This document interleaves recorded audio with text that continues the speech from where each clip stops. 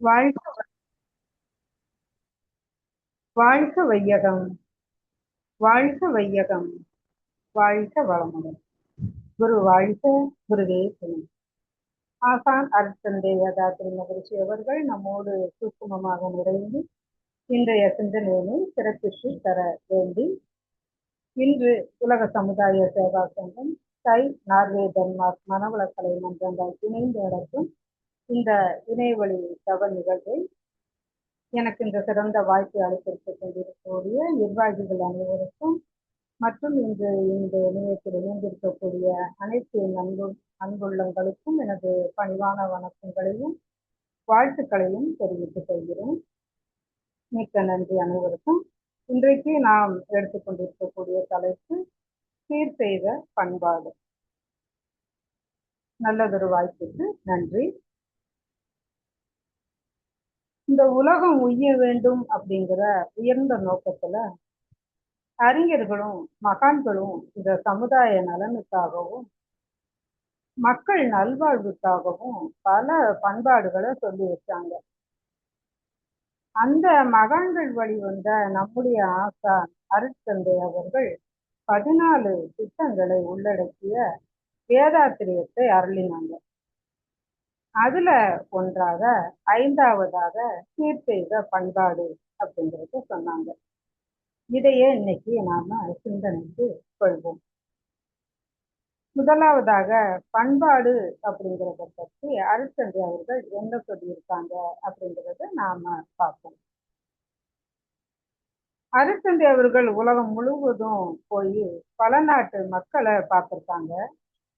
பல நாட்டு பெண்மணிகளையும் தான் பார்த்திருக்கிறதாகவும் அவர்களுடைய பண்பாட்டினுடைய அடிப்படையெல்லாம் ஆராய்ச்சி பண்ணி இருக்கிறதாகவும் சொல்லியிருக்காங்க. ஏன்னா அவங்களுக்கு பண்பாட்டின் மேல அதிகமான பற்றுதல் உண்டு. பண்பாடு என்றால் என்ன? இந்த உலகம் தோன்றி ஆரம்ப காலத்துல ஆதி மனிதன் அப்படின்னு சொல்லுவாங்களே, அந்த நிலையில இருந்து இன்னைக்கு வரைக்கும் பார்ப்போம். எத்தனையோ மாறுதல்கள் மனித சமுதாயத்துல வந்திருக்கு. அவையெல்லாம் அந்தந்த இடத்துல அந்தந்த காலத்துல அங்கங்கு கிடைச்ச உணவுப் பொருட்கள், ஆங்காங்கு இருந்த தொழில் வசதி, அதை கொண்டு உற்பத்தி சிக்கல்கள், அதனால் ஏற்பட்ட நோய், அதை போற்றி கொண்ட முறைகள், இதை எல்லாமே ஒவ்வொரு நாட்டிலையும் தாமாகவே பரிணாமத்துல அதை சாமி சொல்றாங்க கல்ச்சுரல் எவல்யூஷன் ப்ராசஸ் அப்படின்னு. அப்படி பரிணாமத்துல வந்துகிட்டே இருக்கு அப்படின்னு சொல்லியிருக்காங்க. அதனால ஒரு மனிதன் ஒரு இடத்துல, ஒரு குருவிடத்துல, ஒரு நாட்டுல ஒரு பண்பாடு இருக்குது அப்படின்னா அதை நாம நோக்கி பார்த்தோம்னா நீண்ட கால சரித்திர தொடராதான் அது இருக்கும். அதனால பண்பாட்டுக்கு நாம மதிப்பு அளிக்கணும் அப்படின்னு சொல்லியிருக்காங்க. பொதுவாகவே பண்பாடு அப்படிங்கிறது கலாச்சாரம்னு பொருள் வரும். காலங்காலமா மனித இனத்துல தொடர்ந்து வர்றதும் காலந்தோறும் மாற்றம் அடைஞ்சு கொண்டே இருப்பதும் பண்பாடுதான். இந்த நிலப்பகுதி அமைப்புல மாற்றம், நம்பிக்கை அடிப்படையில மாற்றம், ஒவ்வொரு நாடுகளுக்கு இடையிலேயும் ஒரு மாற்றம், இவையெல்லாம் ஒண்ணுக்கொண்ணு சிறு முரண்பாடுகளோட இருந்தாலும் அந்தந்த சமுதாயத்தினுடைய வாழ்க்கை முறை, நம்பிக்கை, கலை, மொழி, பழக்க வழக்கங்கள், நடத்தைகள், இவை ஒன்றுக்கொன்று வேறுபடுவதையும் நாம பார்க்கிறோம். எங்கு என்ன வேறுபாடு மாறுபாடு அப்படின்னாலும் பொதுவான மனித வாழ்க்கைக்கு அமைதியையும் வெற்றியையும் அளிக்கக்கூடிய அறநெறி வாழ்க்கை நெறிதான் உயர் வாழ்க்கைக்கான நெறி அப்படின்னு சொல்றாங்க அருட்தந்தை அவர்கள். இந்த நெறியானது 1 தனி மனித பண்பாடு, 2 உலக விரிவான மனித குல பண்பாடு, இந்த 2யுமே அடக்கமாக பெற்றதுதான் அப்படின்னு ஸ்ட்ராங்கா சொல்றாங்க. இதுக்கு சிந்தனையில உயர்ந்த மக்கள் அறிவுஞ்செழிவோடையும் செயலில் துணிவோடையும் சமுதாய நல நோக்கோடையும் உறுதியா நின்று மனித இன பண்பாட்டை அவ்வப்போது இயன்ற வரையில திருத்திக் கொண்டே வரணும். புதியதொரு பண்பாட்டினை வகுத்து கொண்டு துன்பம் இல்லாத அமைதியான வாழ்க்கையை மனித குலம் அனுபவிக்க வேண்டிய முயற்சிகளை எடுக்கணும். ஏன்னா ஏன் இந்த புதுமையை நம்ம கொண்டு வரணும் அப்பப்போன்னு சொல்றாங்க அப்படின்னா, பழைய காலங்கள்ல இருந்த மாதிரி இப்ப எதுவும் இல்லை. எல்லாமே மாற்றங்களுக்கு உட்பட்டதா தான் இருக்கு. அப்ப அதையே நாம வச்சு கொண்டு இருந்தோம்னா இன்றைய காலகட்டத்துக்கு அது பொருந்தாது. அதனால அதை நம்ம மாற்றிக்கொண்டே இருக்கணும் அப்படின்னு சொல்றாங்க. திருத்திக் கொண்டே இருக்கணும் அப்படின்னு சொல்றாங்க.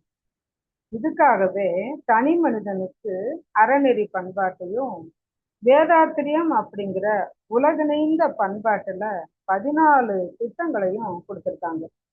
அதுல 5வது திட்டம் ஆகிய சீர்செய்த பண்பாடு தனி மனிதன் உணர்ந்து பின்பற்ற வேண்டிய 5ஒழுக்க பண்பாடு ஆகும். சாமிஜி ஒரு கவியில சொல்லியிருப்பாங்க, புதியதொரு பண்பாடு உலகுக்கு வேண்டும், போதை போர் பொய் புகை ஒழித்து அமுல் செய்வோம், அதிக சுமை ஏதுமில்லை, அவரவர் தம் அறிவின் ஆற்றலினால் உடல் உழைப்பால் வாழ்வதென்ற முடிவும், மதிப்பிறழ்ந்து மற்றவர்கள் மனம் உடல் வருத்தா மானறியும், உணவுக்குயிர் கொள்ளாத நோன்பும், பொது விதியாய் பிறர் பொருளை வாழ்க்கை சுதந்திரத்தை போற்றி காக்கும், பிறர் துன்பம் போக்கும் அன்பும் வேண்டும் அப்படின்னு சொல்றாங்க. இந்த கவியினுடைய விளக்கம் தான் இன்றைய சிந்தனையாக இருக்க போகுது.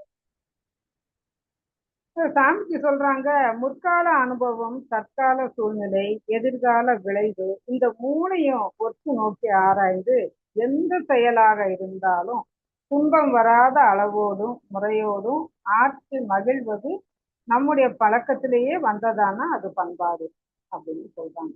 அதே நேரம் அந்த பண்பாடு என்கிறது எப்படி இருக்கணுமா, நேர்மையா வாழ்வதற்குரிய செயல்களை பழக்கத்தில் கொண்டு வருவது அப்படின்னு சொல்றாங்க. சில பழக்க வழக்கங்கள்ல நேர்மை இல்லாத சில செயல்களை ஏதாவது செய்து கொண்டு அது ஒரு பண்பாடா வருமானா அது தேவையில்லைங்கிறதுக்கும் இங்க சொல்றாங்க. அப்ப எண்ணத்திற்கும் செயலுக்கும் ஒற்றுமை இருக்கக்கூடிய வகையில வாழ்க்கையை வாழ தெரிந்து கொள்றதும் வாழ்க்கையை வாழ பழகிக்கொள்றதும் உயர்ந்த பண்பாடு அப்படின்னு சொல்றாங்க. ஒரே வரியில பண்பாடு அப்படிங்கிறது உட்புற வாழ்க்கை நெறி அப்படின்னு சொல்லியிருக்காங்க. ஏன்னா மனித குலம் ஆதி கால வாழ்க்கையிலிருந்து தொடர்ந்து வாழ்ந்துகிட்டு இருக்கு. காலம் இடம் அறிவின் வளர்ச்சி தேவை உணர்வு இதுக்கு ஏற்றவாறு ஒவ்வொரு தனி மனிதரிடத்துலையும் செயல்களும் கருத்துக்களும் தோன்றி இன்னைக்கு வரைக்கும் தொடர்ந்து வந்துருக்கு. அப்ப இப்படி தனி மனித வாழ்க்கையிலையும் உலக அழகுலையும் அமைதி இல்லை, வாழ்க்கையில சிக்கல் இருக்கு, அச்சம் இருக்கு. அப்ப இந்த எல்லா ஆற்றல்களையும் உள்ளடக்கின சுத்த வழியிலிருந்து மனிதன் தோன்றி வந்திருக்கான். அப்போ எல்லா துன்பங்களிலிருந்தும் அவன் மனம் நொந்து வாழ்ந்துட்டு வர்றான். இதை எல்லாமே கருத்துல கொண்டுதான் சாமிஜி இந்த 5ஒழுக்க பண்பாடுங்கிற ஒரு உயர்ந்த நெறிய நம்மளுக்கு கொடுத்திருக்காங்க. இதுல முதலாவது உள்ள அந்த 5 ஒழுக்கத்துக்கு முன்னாடி உள்ள அந்த போதை போர் பொய் புகை இதெல்லாம் பத்தி ஒரு சின்ன கிளான்ஸ் நம்ம பார்த்துட்டு அப்புறம் போலாம்.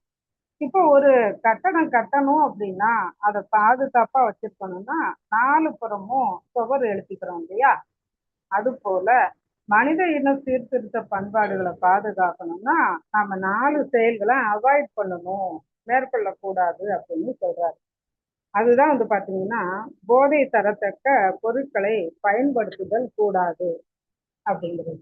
இன்னைக்கு போதைப் பொருட்கள் எல்லா இடங்கள்லயும் ரொம்ப சகஜமாக பழங்கிட்டு இருக்கு. அது நாம கண்டிப்பா தவிர்க்க வேண்டிய ஒரு விஷயம்தான்.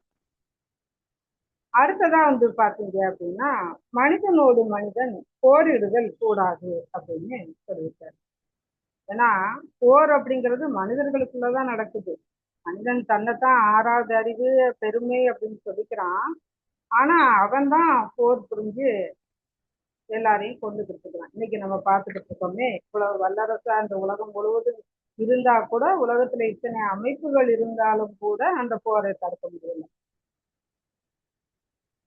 கவிஞர் வாலி ஒரு பாடல்ல சொல்லியிருப்பாரு, காற்றும் நீரும் வானும் நெருப்பும் பொதுவில் இருக்குது, மனிதன் காலடிப்பட்ட பூமி மட்டும் பிரிந்து கிடக்குது, பிரித்து வைத்து பார்ப்பதெல்லாம் மனித இதயமே, பிரிவு மாறி ஒருமை வந்தால் அமைதி நிலவுமை அப்படின்னு சொல்றாரு. அப்ப அந்த மனிதன் தான் வந்து பாத்தீங்கன்னா இவ்வளவு இது சீர்கேடு பண்ணியிருக்கக்கூடிய விஷயத்த பண்றோம். எல்லாருமே போரை பார்த்து மாறினவங்க நிறைய பேர் இருக்காங்க. நமக்கு தெரியும், அசோகர் நம்ம கேள்விப்பட்டிருக்கோம். அவ்வளவு பெரிய மன்னர். கிமு 2061 ஒரு கொடூரமான போர், கலிங்கத்து போர் நடந்திருக்கு.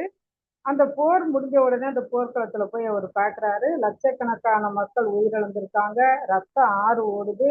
அதையெல்லாம் பார்த்த உடனே அவருக்கு ரொம்ப மனது வருத்தப்பட்டு அவர் போரை நிறுத்தணும், இது தேவையே இல்லை அப்படிங்கிற ஒரு எண்ணம் வந்து அவர் பௌத்த மதத்தை தழுவினாரு அப்படின்னு நம்ம கேள்விப்பட்டிருக்கோம். அப்ப அவ்வளவு பெரிய மன்னரே மாறி ஒரு நல்ல ஒரு அமைதியான நிலைக்கு போயிருக்காரு. அப்படிங்கும்போது இந்த போர் என்பது நமக்கு கூடாது. அதற்கு அடுத்ததா உடல் மனம் உள்ளம் மூன்றையும் கெடுக்கக்கூடியது பொய் அப்படின்னு சாமிக்கு சொல்றாங்க. அப்ப அந்த பொய் அப்படிங்கிறது டெய்லி நம்ம வாழ்க்கையில அடிக்கடி சொல்லக்கூடிய ஒரு விஷயமா இருக்கு. ஒரு காரியம் நன்மை பயக்குமானா அங்க அது பொய் சொல்லலாம். ஆனா பொய் சொல்லி தீமைகளை உண்டாக்க கூடாது அப்படிங்கிறதும் பெரிய ஒரு வாக்கா இருக்கு. அதனால பொய் பேசுதல் சாமிக்கு சொல்றாங்க அறவே கூடாதுன்னு சொல்றாங்க.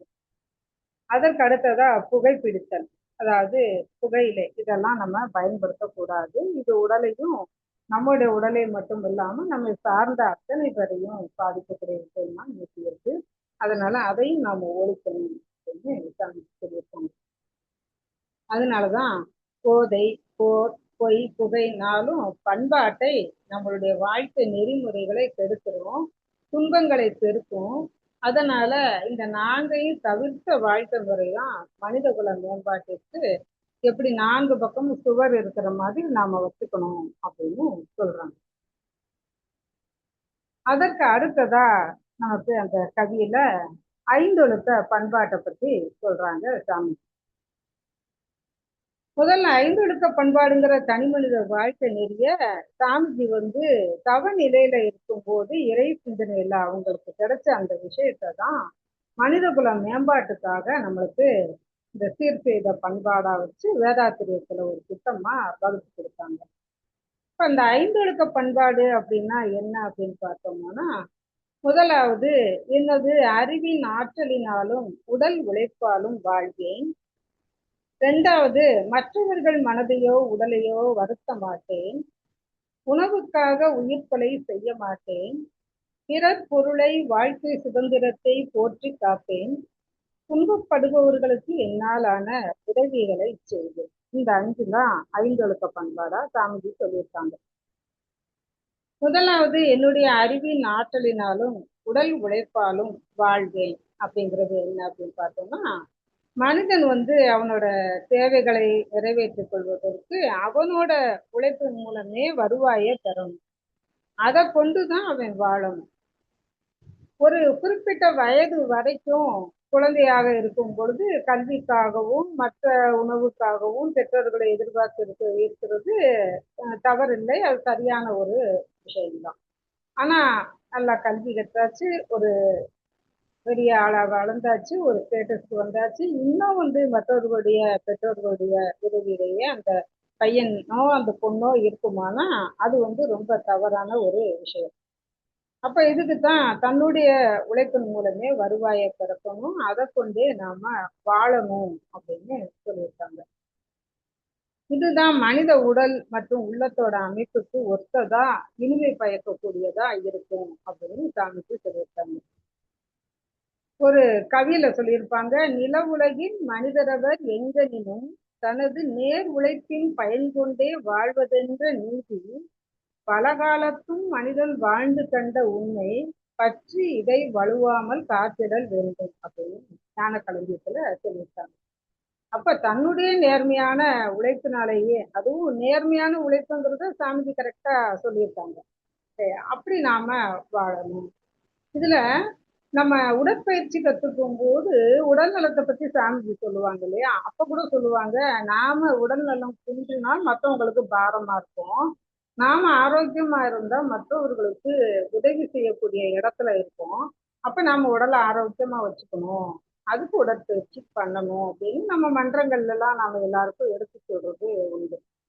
அப்போ அந்த மாதிரி எந்த ஒரு வகையிலேயும் நாம நம்முடைய உழைப்பாலையும் நம்ம மற்றவருக்கு உதவி செய்யக்கூடிய அளவிலையும் தான் இருக்கணும் அப்படின்னு சொல்றாங்க.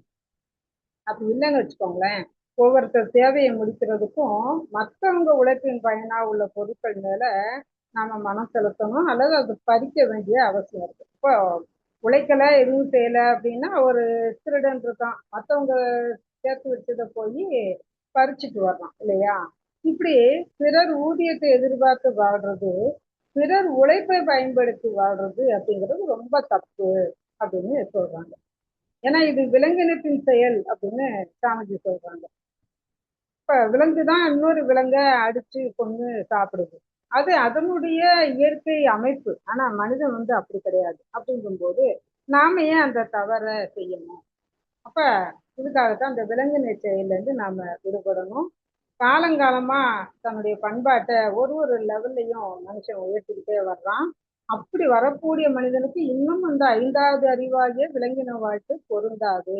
அதனால அந்த பரிசு உண்ணக்கூடிய முறையை சமுதாயத்துல நாம வளர விடக்கூடாது அப்படின்னு சொல்றாங்க. அதுக்காகத்தான் தன்னோட உழைப்பால பொருள் ஈட்டணும், எனது அறிவின் ஆற்றலினாலும் உடல் உழைப்பாலும் வாழ்வேன் அப்படின்னு சொல்லி அந்த இதை முதல் திட்டமா சாமிக்கு வச்சிருக்காங்க.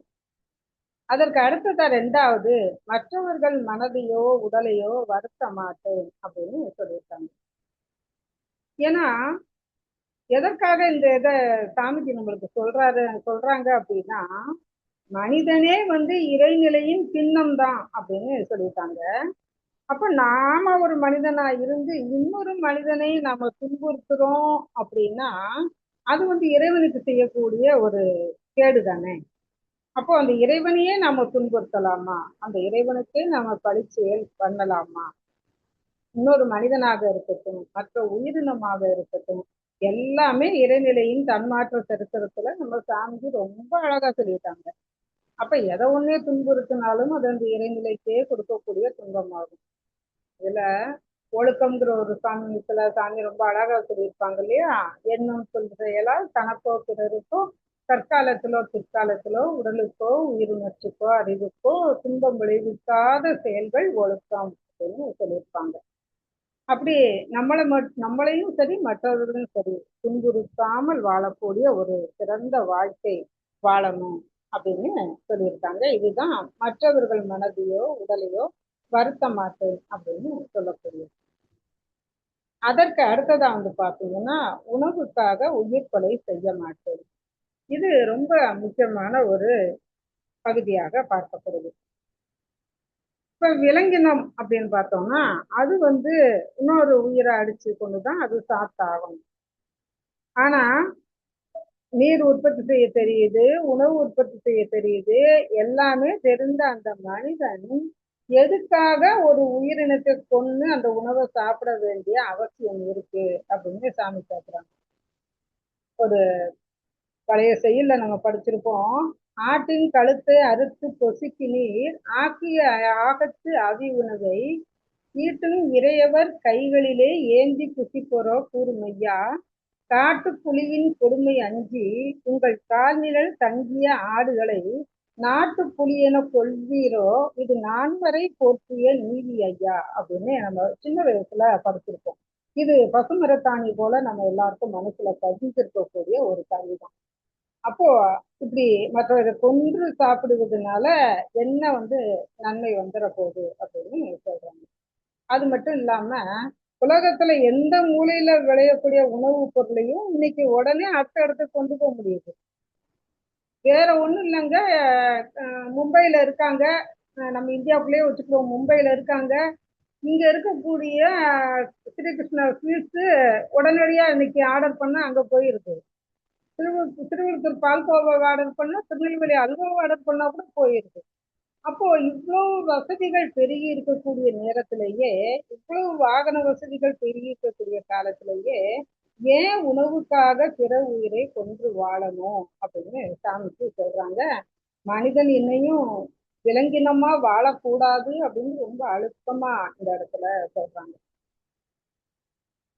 ஞான களஞ்சியத்துல சாமிக்கு சொல்றாங்க, நெல்லாகிலும் மற்றனர் உணவு மணி எனினும் நிலத்தில் வித்திட்டே நாம் நிச்சயமாக பெற வேண்டும். வல்லாரே கடமை செய்தே வாழ வேண்டும். நாம் பிறரின் வளம் பறித்து வாழ்வதெனில் விலங்கினத்தின் செயலன்றோ. இல்லாததொன்றுமில்லை. இறைவன் முதல் உயிர்கள் வரை இருப்புணர்ந்து கடனாற்ற எல்லாம் உண்டு எல்லாருக்கும் அப்படின்னு ஞான கலைஞத்துல சொல்லியிருப்பாங்க. அப்ப இவ்வளவு இருக்கும்போது நாம ஏன் அந்த விலங்கினத்தை கொண்டுதான் உயிர் வாழணும் அப்படின்னு கேட்கிறாங்க. சாமிஜி கூட பாத்தீங்கன்னா அவங்களுடைய வாழ்க்கையை பத்தி சொல்லியிருப்பாங்க. அதாவது கிராமத்துல வாழ்ந்த போது சாமிஜி ஆண்டுக்கு ஒரு தடவை கோயில்கள் எல்லாம் நம்ம போவோம் இல்லையா, நம்ம குலதெய்வம் கோயிலுக்கு போவோம். அங்கேயே தங்கி இருந்து மாடு கட்டி வண்டி கட்டி போய் தங்கி இருந்தெல்லாம் சாமி கும்பிட்டு குலதெய்வ கோயிலுக்கு கும்பிட்டு வருவாங்க இல்லையா. அப்படி வருவாங்க. அப்படி வரும்போது சாமிஜி சொல்றாங்க அவங்க குடும்பத்துல மாமிச உணவு உட்கொள்ளக்கூடிய பழக்கம் இருந்துச்சாம். அப்போ ஒரு திருவிழாக்கு அது மாதிரி போயிருக்காங்க, அங்க தங்கியிருக்காங்க. அப்ப அங்க ஒரு புத்தக கடை இருந்திருக்கு. அதுல ஒரு புத்தகம் அவர் கண்ணில் பட்டிருக்கு. சரின்னா அந்த புத்தகத்தை எடுத்து பார்த்தா புலால் உணவின் கேடுகள் அப்படிங்கிற தலைப்போட இருந்திருக்கு. சரின்னு அத அப்ப ஒன்றே காலனா கொடுத்து அந்த புக்கை வாங்கியிருக்காங்க. உடனே அதை அங்கேயே படிக்கவும் செஞ்சாங்களாம். அதுல அவங்க உள்ளத்தை நெகிழ வைக்கக்கூடிய சில கவி இருந்துச்சு. அதுல ஒண்ணு சாமிஜி சொல்றாங்க, அம்மாவென வளர ஆறுயிரை கொன்றருந்த இம்மானிடருக்கெல்லாம் இன்புற்றிருக்கின்றார். அம்மாவினும் ஓசை கேட்டகன்ற மாதவர்க்கும் பொய்மா நரகமணியில் புசித்தவர்க்கென் சொல்லுவதோ அப்படிங்கிறது அந்த கவியா இருந்தது. அதாவது பெரிய தவசியா இருந்தாலும் பரவாயில்ல, ஒரு ஆடையோ ஒரு மாடையோ ஒரு இடத்துல கொண்டுகிட்டு இருக்கான்னு வச்சுக்கோங்களேன், அது அம்மான அந்த வேதனையில கத்துது. அதை கேட்டுட்டு இப்ப நம்மளே அப்படித்தான் செய்யறோம். நம்ம என்ன செய்ய முடியும், அப்படியே அந்த இடத்துல போயிடணும் இல்லையா. அப்படி விடுவிக்காம அந்த இடத்த விட்டு போனாலே அவருக்கு பொய்மா நரகம் கிட்டுமா. இப்படி கிட்டுமானா அவருக்கே கிட்டுதுன்னு வச்சுக்கோங்களேன். அப்ப அந்த கொலை செயல் மூலம் கிடைச்ச புலாலை சாப்பிடுறவங்க எத்தகைய பாவத்துக்கு உள்ளாவாங்க அப்படின்னு அதுல எழுதியிருக்கு. இதை படிச்ச உடனே அவருக்கு ரொம்ப சிந்தனை விரைவா ஓடிச்சான். தெய்வ நினைவு தான் வந்ததான். ஐயோ நான் இது வரைக்கும் தெரியாம மாமிச உணவு எடுத்துக்கிட்டேனே, அந்த பாவத்தெல்லாம் மன்னிச்சிருக்கேன்னு இறைவனுக்கு வேண்டி கண்ணீர் விட்டு அழுதாராம். அன்னையில இருந்து புலால் உண்ற பழக்கத்தை சாமிஜி விட்டுட்டாங்க அப்படின்னு சொல்லியிருப்பாங்க. சாமிஜி அவங்க எல்லாமே செய்து காட்டியிருக்காங்க, சும்மா போதனையா நம்மளுக்கு எழுதுனது கிடையாது. அது மாதிரி வள்ளலார் இதுல கூட ஒரு இது சொல்லுவாங்க. வடலூர்ல ஒரு சேரி பகுதியில உள்ள ஒரு குடியிருப்புல ஒரு சேரி தலைவர் இருந்தாராம். அவர் பேர் அமாவாசையா, ஒரு முதியவரம். அப்ப வள்ளலார் பெருமகனார் அவரை கூப்பிட்டு இறந்த மாடு ஆடு எல்லாம் தின்னக்கூடாதுப்பா, அப்படியே புதைச்சிருங்கப்பா அப்படின்னு சொன்னார். அவர் அமாவாசையை அது மாதிரி செஞ்சாராம்.